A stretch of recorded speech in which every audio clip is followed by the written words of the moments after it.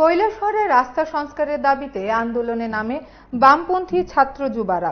কৈলাসহরের পুরনো ডাকবাংলো থেকে রাঙ্গাউটি পর্যন্ত প্রায় ৮ কিলোমিটার দীর্ঘ রাস্তার জরাজীর্ণ অবস্থার প্রতিবাদে রাস্তায় নামে তারা। সোমবার সকালে লক্ষ্মীপুর এলাকায় জিওয়াইএফওয়াই কৈলাসহর শহর উত্তরাঞ্চল কমিটির উদ্যোগে ২ ঘণ্টার প্রতীকী পথ অবরোধ কর্মসূচি সংঘটিত করা হয়। আন্দোলনের নেতৃত্বে ছিলেন যুবনেতা পলাশ চৌধুরী, সইফুদ্দিন সহ অন্যান্যরা। যুবনেতা পলাশ চৌধুরী জানান, দীর্ঘদিন ধরে এই রাস্তার বেহাল অবস্থা। প্রতিদিন প্রায় ২০,০০০ মানুষ এই রাস্তা ব্যবহার করেন, অথচ চলাচলের অযোগ্য হয়ে পড়ায় দুর্ঘটনা লেগেই আছে।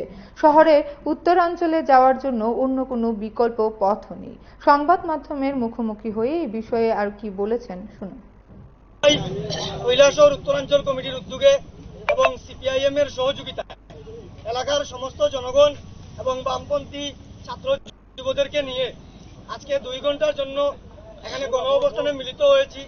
ডাকবাংলা থেকে বাবুরবাজার এবং ডাকবাংলা থেকে রাঙ্গাউটি পর্যন্ত প্রধান সড়কের কাজ অবিলম্বে কেন শুরু করা হচ্ছে না সেই দাবিতে এবং এই রাস্তার কাজ শুরু করা হলেও কার আঙ্গুল এলোনিতে এটা বন্ধ করা হলো সেই জবাব আমরা চাই এবং অবিলম্বে যাতে এই রাস্তার কাজ দ্রুত সংস্কার করা হয়।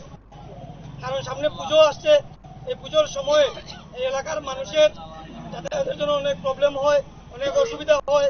তার পাশাপাশি বিগত কয়েকদিনে আমরা এই এলাকার মধ্যে অনেকটি দুর্ঘটনা দেখতে পাচ্ছি এবং এটাই হচ্ছে উত্তরাঞ্চলের শহরে যাওয়ার জন্য একমাত্র রাস্তা। এই রাস্তাকে অবিলম্বে সংস্কার করে দ্রুত চলাচলের উপযোগী করে দিতে হবে।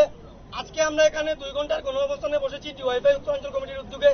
পরবর্তী সময়ে আমরা এসডিএম এর চেম্বারের সামনে গিয়ে ওনাকে ঘেরাও করব, আর নয়তো আমরা অনির্দিষ্টকালের জন্য এই উত্তরাঞ্চলের রাজপথ অবরোধ করব। আমাদেরকে কেউ রুখতে পারবে না। আমরা বলছি অবিলম্বে বিজেপি সরকারের গাল বলা প্রতিশ্রুতি দিয়ে এই রাস্তা দ্রুত সংস্কার করার প্রতিশ্রুতি দিয়েছিলেন ওনারা, কিন্তু আজ এতদিন যাওয়ার পরেও কেন এই রাস্তা সংস্কার করা হচ্ছে না? কার আঙ্গুল এলোনিতে রাস্তার কাজ দ্রুত বন্ধ করা হয়েছে? এই রাস্তার কাজ শুরু করা হলেও আমরা দেখতে পাই যে কয়েকদিনের ভিতরে আবার রাস্তার কাজ বন্ধ করা হয়।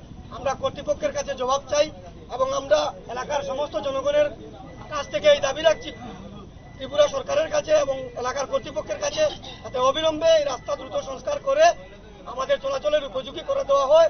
নয়তো এখানে উপস্থিত প্রত্যেক এলাকার নাগরিকের পক্ষ থেকে আমরা জিওয়াইএফআই উত্তরাঞ্চল কমিটির পক্ষ থেকে বৃহত্তর আন্দোলনে